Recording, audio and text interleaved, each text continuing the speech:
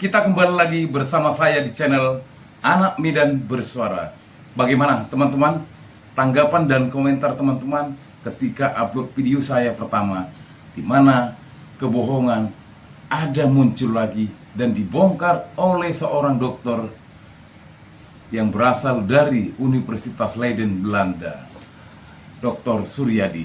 Baik teman-teman, sore ini saya akan mengemas beberapa channel yang berasal dari teman-teman saya, termasuk channel QNC Opposite dan juga channel yang Anda tunggu-tunggu ya, Bali G Academic serta Santana TV yang mungkin akan bersama kita hari ini, beserta dibantu nanti dan ditambahin berita channel dari abang kita Repli Harun, pakar tata hukum negara. Baik, kali ini coba kita lihat dulu video yang berasal dari QNC Opposite. Lagi-lagi buka suara.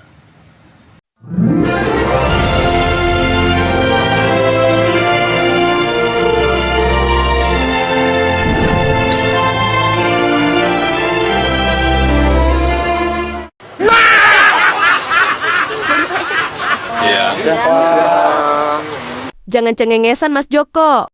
Ayo bertobat, jangan sampai buduk di wajahmu adalah awal azab dari Sang Halik atas kebohongan-kebohonganmu kepada banyak orang. Bahwa 60% lebih bahwa masyarakat tidak percaya terkait ijazah Bapak palsu. Tanggapannya seperti apa Pak? Ya artinya masyarakat memiliki logika dan penalaran yang sehat. Memiliki logika dan penalaran yang sehat. Artinya itu. Tapi juga karena logikanya memang masuk, saya kira 68% menyampaikan ketidakpercayaannya. tapi juga masih ada yang percaya Pak. Ya pasti ada yang pro, ada yang kontra, ada yang percaya, ada yang nggak percaya. Tapi semuanya nanti kita serahkan pada proses hukum. Nanti di pengadilan akan terbuka semuanya secara jelas dan gamblang, terang benderang semuanya. Karena di situ pasti nanti ada fakta-fakta, ada bukti-bukti, ada saksi-saksi, semuanya akan dibuka di sidang pengadilan. Ya. Sepertinya lama-lama makin benar ya teman-teman. Kalau kita tonton info tadi ya, yang berasal dari channel QNC ya, seorang pembohong itu akan ada ajab atau karma yang bisa terjadi terhadap dirinya. Apalagi kalau kebohongan-kebohongan ini begitu lama tersusun rapi oleh karena kesombongan, kekuatan, kekuasaan. Namun, teman-teman, seperti yang saya katakan, selama ini kita rindu akan channel Bali G Academic. Kali ini dia buka suara Rismond Sianipar. Kita tonton teman-teman.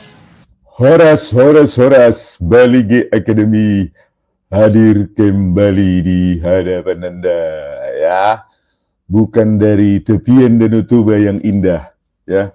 Masih di sebuah koordinat yang jauh dari situ.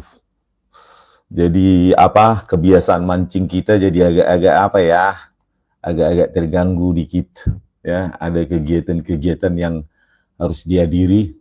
Mungkin minggu depan kita lagi di sana. Oke pemirsa, kita bahas lagi nih ya.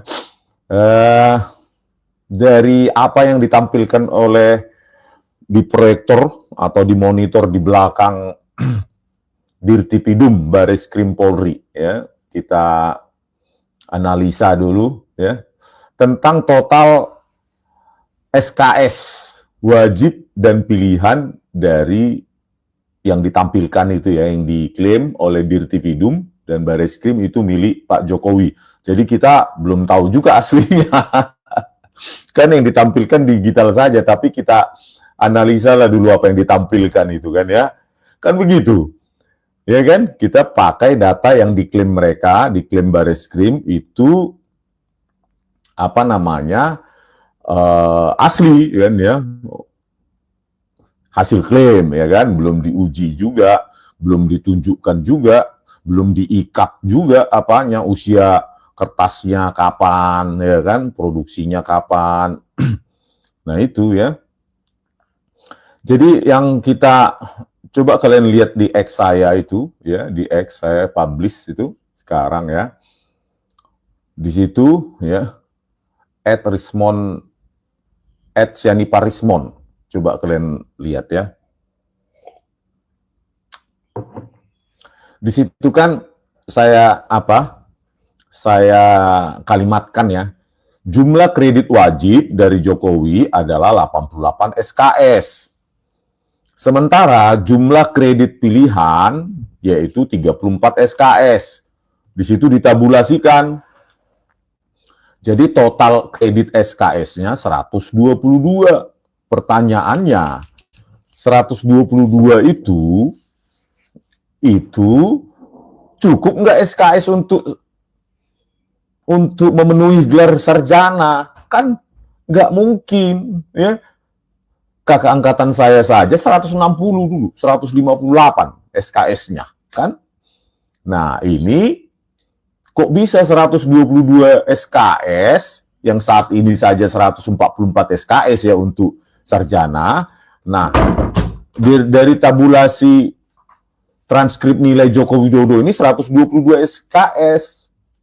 Gitu loh. Sementara ada lembar pengesahan, lembar untuk fakultas ya, registrasi semester 2 tahun akademi 1981, itu kan ada bulatan di situ.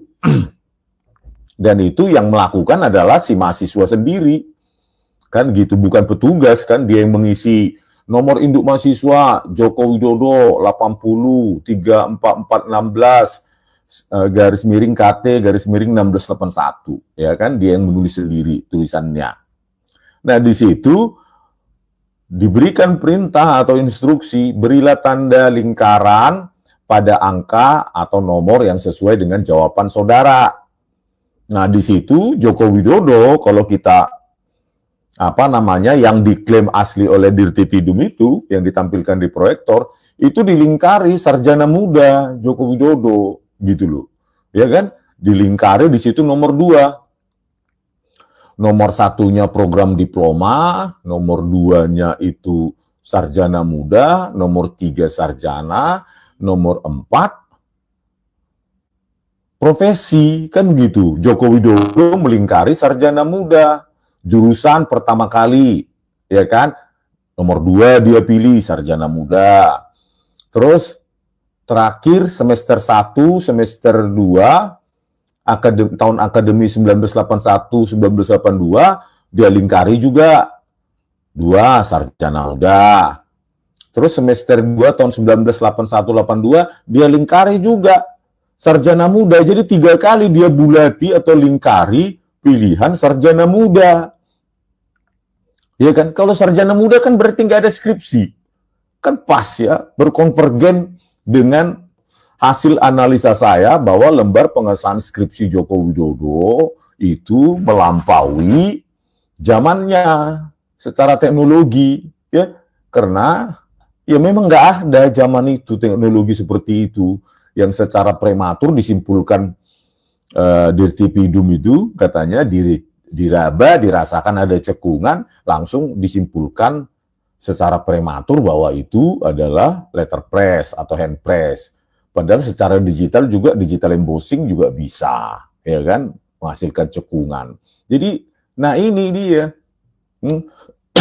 ya, berkesesuaian. Tadi sudah saya bahas juga sedikit dengan di kanal Bang Refli Harun, coba kalian tonton ya yang live-nya terakhir. Jadi begitu, ya kan?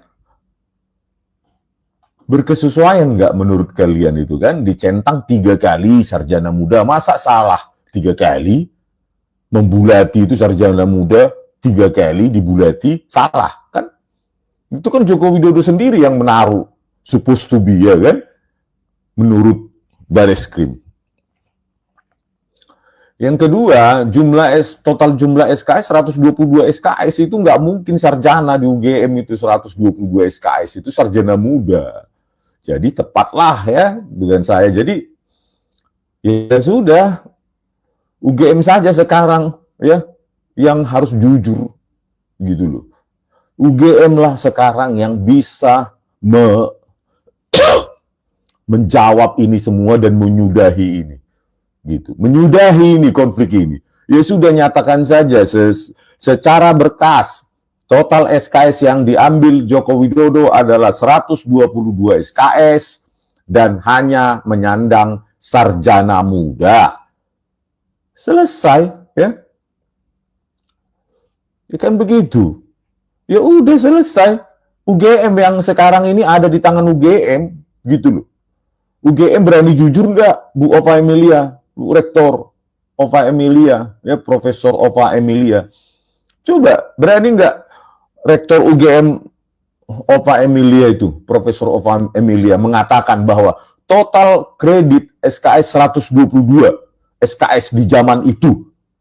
Coba, berani nggak? 122 SKS menyandang gelar sarjana, bukan sarjana muda.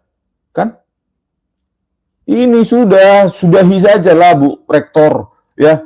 Daripada nama UGM terjun bebas, karena sangat sayang ya, sayang sekali, itu kan bukan milik Anda, milik rakyatnya itu UGM itu.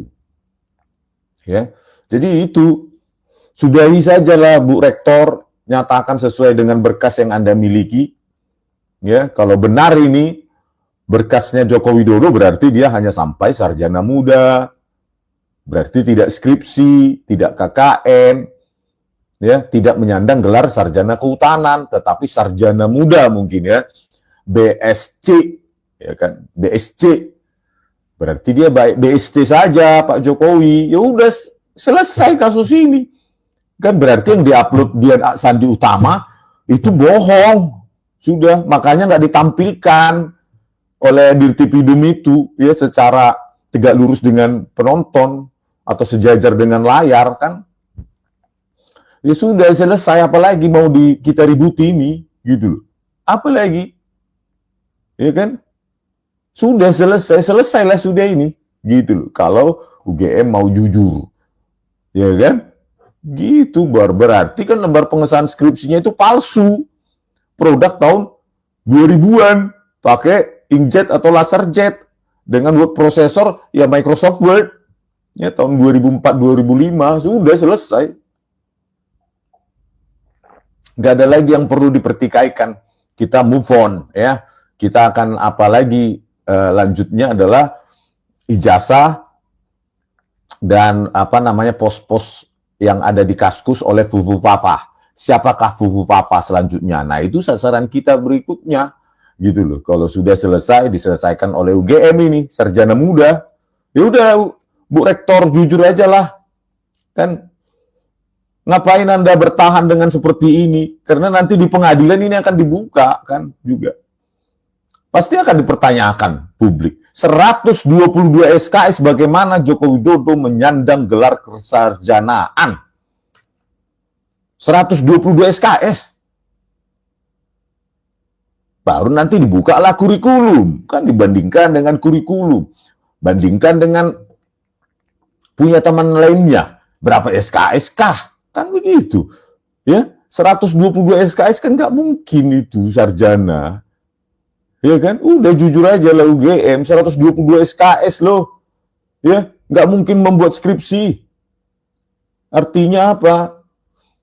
Analisa atau kajian ilmiah saya ya benar, lembar pengesahan skripsi itu ya bohong. Itu produk dari reproduksi dengan teknologi yang lebih tinggi di atas tahun 1985 ya, 20 tahun setelahnya. 2004-2005. Dugaan terbaik saya ya, tebakan optimis saya yaitu 2004-2005 lah itu. Pakai Windows XP setidaknya ya. Setidaknya, ya kan? Bisa jadi Windows ini ya, Windows 7. Aduh, ya, Bak. Jadi itulah ya, apa komentar kalian tentang itu. Kalau yang apa-apa, ternak-ternak Mulyono ngapain ya, saya baca yang positif aja. Coba kalian analisa dulu, ya, bagaimana Jokowi ya pada form registrasinya, registrasinya itu membulati 3 buah opsi sarjana muda, ya, dan di situ ada pilihan di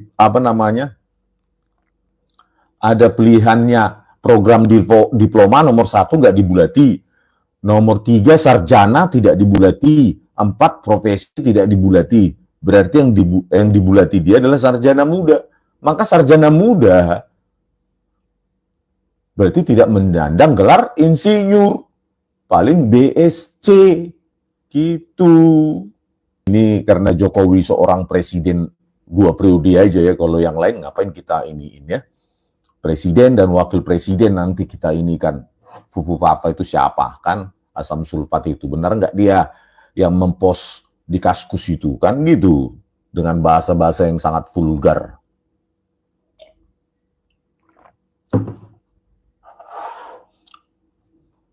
Nat, berarti dia DU semester 4 ya Bang, karena IP-nya 2. Nah, itulah ya, IPK-nya di bawah 2, pengakuannya Pak Jokowi. Terus yang ditampilkan juga pembayaran SPP 4 semester ya. Tetapi pertanyaan yang lebih apa ya, karena ada tabulasinya yang ditunjukkan oleh Dirtipidum itu, ya bagaimana kalau cuma 122 SKS? Ya kalau mereka klaim itu asli dan hanya 122 SKS, maka ya itu tidak sarjana kehutanan ya. Sarjana muda kehutanan dengan gelar BSc kalau dulu ya, untuk sains. Ya cuma ini yang saya masukkan ke X saya ini baru saya informasikan sekarang karena saya baru punya waktu untuk menganalisa sejumlah dokumen yang ditampilkan Dirtipidum ya, bahwa bulatan yang dibulati oleh Joko Widodo adalah sarjana muda dan total SKS 122 SKS gitu loh. Jadi ya baru pagi ini ya saya berbicara di sini dan tadi Bang Refli. Kalau itu sudah saya temukan sebenarnya mau saya ungkapkan itu di ILC, tapi mungkin kesempatan lain aja ya. Lagi-lagi terbongkar oleh saudara Rismond. Kali ini dia tidak bisa disalahkan karena data tersebut dari tampilan-tampilan yang disampaikan oleh Bareskrim Polri lewat digital forensik kemarin teman-teman, termasuk fotokopi ijazah, pembayaran SPP dan sebagainya, termasuk SKS yang diambil, dan di situ tertera berapa SKS apabila S1 itu di atas 180-an atau 160-an, tapi ternyata dibongkar oleh Rismond lagi. Luar biasa. Tapi teman-teman coba kita tonton yang dari ILC ya, supaya kita makin puas dan makin menegakkan kebenaran demi membongkar kebohongan. Sebentar sahabat-sahabatku. Itu kan tanggal 1 April. Bahwa saya tahu ada peristiwa-peristiwa itu kan itu lewat sosial media malah. Saya tahu peristiwa-peristiwa itu, saya nggak ada di situ. Bang, berarti pertemuan abang dengan Bang Rismond dan Bang Roy Suryo ini juga turut digali oleh penyidik ya? Turut digali oleh penyidik. Makanya saya katakan tadi itu bagian dari pengembangan. Diberikan pertanyaan yang sangat banyak ya. 97 pertanyaan dengan pasal-pasal 310, 311 berkaitan dengan pencemaran nama baik dan fitnah, dan 6 pasal berkaitan dengan ITE. Jadi ini memang pasalnya panjang, banyak sekali, melebihi pasal-pasal bahkan untuk koruptor. Rekan seangkatan kami, yaitu Bapak Insinyur Joko Widodo, keabsahan ijazahnya yang dipersoalkan. Dan perlu saya tekankan, ijazah ini adalah ijazah tanda kelulusan Fakultas Kehutanan UGM, bukan ijazah yang lain. Oleh karena itu, pada kesempatan ini kami memastikan bahwa rekan kami Insinyur Joko Widodo adalah bagian dari alumni Fakultas Kehutanan UGM angkatan 1980. It's clear.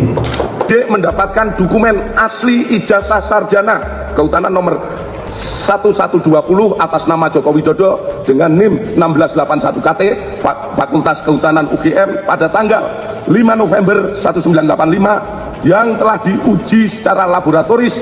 Berikut sampel pembanding dari 3 rekan pada masa menempuh perkuliahan di Fakultas Kehutanan UGM, meliputi bahan kertas, pengaman kertas, teknik cetak, tinta tulisan, tinta tulisan tangan, cap stempel, dan tinta tanda tangan milik dekan dan rektor dari peneliti tersebut, maka antara bukti dan pembanding adalah identik atau berasal dari satu produk yang sama.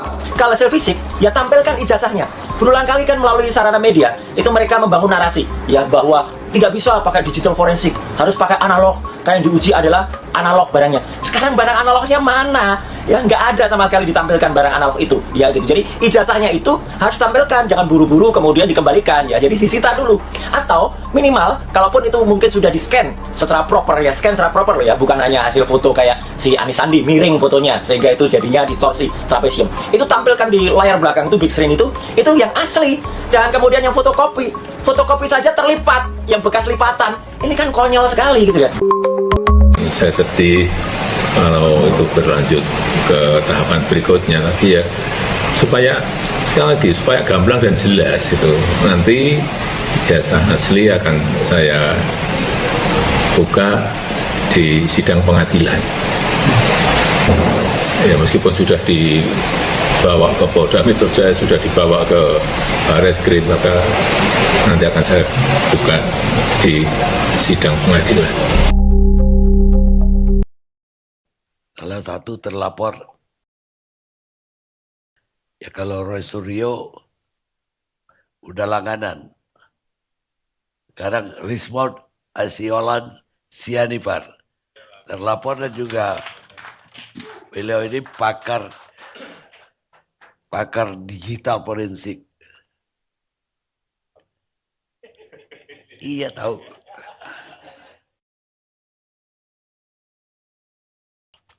Bagaimana pemeriksaan hari Kamis? Iya Kamis. Yang lalu itu. Hari Senin. Senin. Hari Senin minggu ini ya, tanggal 26 kalau nggak salah. Jadi dari runutan apa yang ditanyakan oleh penyidik adalah apakah kita sebagai peneliti memiliki otoritas untuk meneliti, mengkaji ijazah maupun skripsi Pak Joko Widodo. Jadi ditanyakan otoritas dari peneliti, seolah-olah kita memiliki izin untuk memeriksa atau memberikan jawaban kepada publik terkait dengan ini, gitu, Bang Karni. Jadi yang berikutnya adalah yang ditanyakan seputar dengan metodologi penelitian. Metodologi penelitian dan hasil-hasil penelitian, pengkajian maupun software-software yang saya buat untuk meneliti baik lembar pengesahan skripsi maupun ijazah Pak Jokowi yang diklaim asli oleh kader PSI Dian Sandi Utama. Nah, di situ saya sangat berhati-hati menjawab karena begini, Bang Karni. Penelitian itu kan memerlukan waktu yang sangat lama untuk mendapatkan pengetahuan itu. Jadi bahkan kalau saya terangkan ke mahasiswa saya yang semester 7, semester 8 mau lulus pun belum tentu bisa memahaminya. Nah sekarang pertanyaannya bagaimana saya membumikan, mengeneralisasi apa yang menjadi metodologi penelitian saya kepada penyidik yang latar belakangnya SHMH. Nah di situ saya khawatir bahasa yang membumi itu nanti takutnya bisa merugikan saya gitu. Karena ya ini kan penelitian tingkat lanjut. Bagaimana saya menjelaskan misalnya nilai-nilai intensitas dari kanal R itu mulai dari 0 sampai 255 yang merupakan representasi dari 8 bit per pixel. Nanti bagaimana saya membumikan itu? Jadi saya kebanyakan untuk metodologi ya, maupun kajian-kajian ilmiah saya berkeberatan untuk menjawab.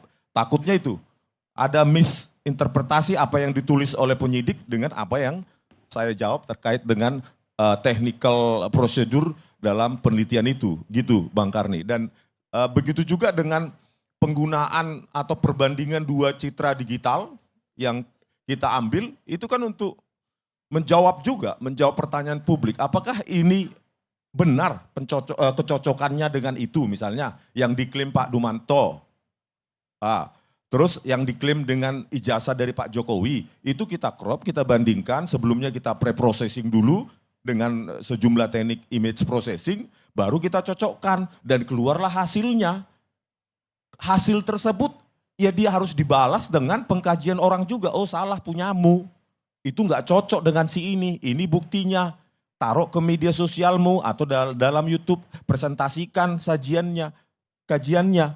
Begitu, tetapi kalau metodologi penelitian harus berakhir di meja laporan polisi dan penyidiknya juga nggak paham dengan kajian-kajian kita, itu membuat saya khawatir. Takutnya bahasa saya mencoba untuk membumikan itu menjadi senjata mereka untuk kepada saya, begitu Bang Karni. Itu 93 atau 97 pertanyaan itu tentang apa aja? Tentu tidak tentang otoritas. Tapi 97 video pertama yang ditanyakan adalah diskusi kami dengan Pak Roy Suryo di sebuah podcast. Nah, di situ saya kan membandingkan, saya sudah datang ke perpustakaan Fakultas Kehutanan UGM, terus saya foto lembar pengesahan skripsi, terus saya analisa bahwa lembar pengesahan skripsi Pak Joko Widodo yang diklaim yang ada di perpustakaan UGM itu memiliki teknologi yang tidak sesuai dengan zamannya. Karena tahun 85 ya hampir semua mahasiswa menggunakan mesin ketik manual. Pattern atau pola dari hasil ketikan manual itu tentu sangat jauh dengan produk dari software atau hardware secara digital. Ya. Nah, contohnya di belakang ini ya. Ini skripsi Pak Joko Widodo sebelah kanan. Nah, setelah saya analisa kerapatan DPI-nya maupun menggunakan neural networks, berbasis AI atau deep learning dengan model convolutional neural networks, ini sebelah kanan ini adalah produk dari Times New Roman. Times New Roman itu secara digital baru didistribusikan di Windows 31 tahun 92. Itu pun setelah dibeli license-nya oleh Windows dan Adobe. Baru mereka kembangkan sebuah teknologi font bernama PostScript tipe 1. Itu tahun 92. Dan produk tahun 92 pun saya sangat pesimis ini produk 92. Dengan kerapatan DPI seperti ini, tebakan optimis saya adalah dari word processor Microsoft Word dengan Windows XP. Windows Experience itu 2004-2005 Bang Karni dengan kerapatan seperti ini. Dan ini kalau di Zoom itu telah dipertahankan di depan Dewan Penguji pada tanggal itu kan ada titik-titik yang sangat rapat. Itu hanya bisa dihasilkan dengan software dan hardware dengan tingkat yang sudah sangat canggih. Kalau ini disimpulkan dengan kerapatan titik-titik itu disimpulkan oleh Dirtipidum yang hanya dengan meraba, terus merasakan, terus ada cekungan, lalu disimpulkan menjadi produk dari handpress atau letterpress, itu kan tidak ilmiah. Bagaimana menjawab ini, titik-titik ini kalau handpress itu menjadi garis. Karena bahannya tinta cair, begitu ditekan melebor semua. Jadi titik-titik itu menjadi garis. Nah, subjektivitas dari perasaan cekungan bahwa itu adalah produk handpress sendiri, itu dengan gampang disanggah. Karena secara digital, cekungan itu juga bisa dihasilkan bukan karena tekanan, tetapi karena produk dari digital, namanya digital embossing. Tebal tipis tinta itu menghasilkan cekungan. Nah, jadi subjektivitas dengan meraba, terus merasakan ada cekungan, langsung menyimpulkan bahwa itu produk dari handpress itu sangat prematur. Sangat prematur, apalagi dibandingkan dengan kesaksian dari yang katanya pemilik percetakan perdana yang dipanggil atau Bareskrim yang datang, itu dikatakan kesaksian dari percetakan tersebut tidak direkonstruksi di depan penyidik bagaimana menghasilkan lembar pengesahan yang sangat sempurna, dan bahkan ketika kita rekonstruksi menggunakan Microsoft Word yang sekarang, yang terkini, itu hasilnya seperti itu. Bagaimana teknologi seperti itu dimiliki tahun 1985, makanya pada analisa saya ketika berdiskusi juga dengan Pak Roy Suryo di sebuah podcast, ya saya simpulkan memang dengan bahasa yang dramatisir, 100 miliar % palsu. Karena secara matematika nggak mungkin itu Bang Karni, pasti 100%. Karena itu, kenapa saya simpulkan 100%? Ya karena ketidaksesuaian penggunaan teknologi. Teknologi itu nggak bisa dipakai mundur, harus maju. Jadi teknologi yang tahun 90-an atau 2000-an itu nggak mungkin dipakai tahun 1985. Nah, sebagai perbandingan, ini ada seorang bernama Budi Darmito, Kehutanan lulus tahun 1985. Nah, itu tanda tangannya Oktober 1985. Ini lembar pengesahan dan masih pakai mesin ketik.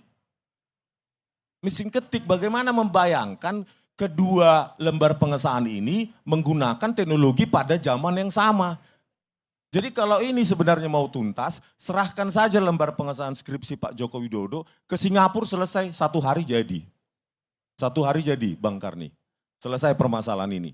Jadi dari analisa saya menggunakan font identification bahwa itu adalah Times New Roman, dan ini nggak mungkin bisa dibantah. Pattern seperti ini milik Times New Roman dan bentuknya pasti digital font, bukan bukan manual font metal begitu ditata satu-satu.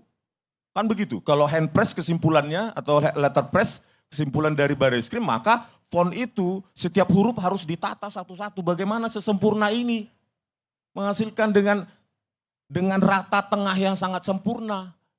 Ini pakai algoritma di mana lebar antar kata juga bervariasi sehingga menciptakan rata tengah yang sangat sempurna. Itu produk dari software. Dan software itu tidak ada di zaman 1985. Kalaupun ada, tahun 1985 itu ya kemungkinan besar menggunakan IBM XT, ya, Extended Technology, dan IBM AT, Advanced Technology. Dan teknologi hardware-nya pun belum ada untuk mencetak sesempurna ini, karena kita masih menggunakan dot matrix 16 titik. Ketika di print menggunakan teknologi saat itu, komputer sekalipun, maka hasilnya harus mendapat pola titik-titik. Titik-titik yang ada komputer saat itu meskipun saat itu sangat langka, gitu Bang Karni. Ketika saya melihat video yang dari ILC kemarin ya, ketika Bang Karni bertanya tentang dari 97 pertanyaan itu apa saja sih yang dijawab oleh saudara Rismond Syekhnipar. Dan kali ini di depan para kroni-kroninya Jokowi dan termasuk Kompolnas terdiam tidak berkutik. Memang bukan Rismond Syekhnipar namanya kalau tidak dikatakan dengan kepiawaian dan intelektual dan inteligensi yang tinggi dari seorang ahli yang bukan sembarangan dan bukan kaleng-kaleng. Makanya setiap dia berbicara selalu dengan data dan teknologi. Tidak pernah narasi tanpa data. Ingat teman-teman, inilah namanya seorang ahli yang intelektual yang mau membongkar kebohongan yang selama ini tersusun rapi oleh karena kekuatan kekuasaannya. Bayangkan 2 periode membungkam kita semua. Dan sampai saat ini, saatnya sahabat-sahabat, para pecinta bagian media sosial, para subscriber saya, para narasumber, para konten kreator, kita nyalakan terus api kebenaran demi membumi hanguskan kebohongan, karena kita tidak mau Indonesia tercela karena perbuatan beberapa orang.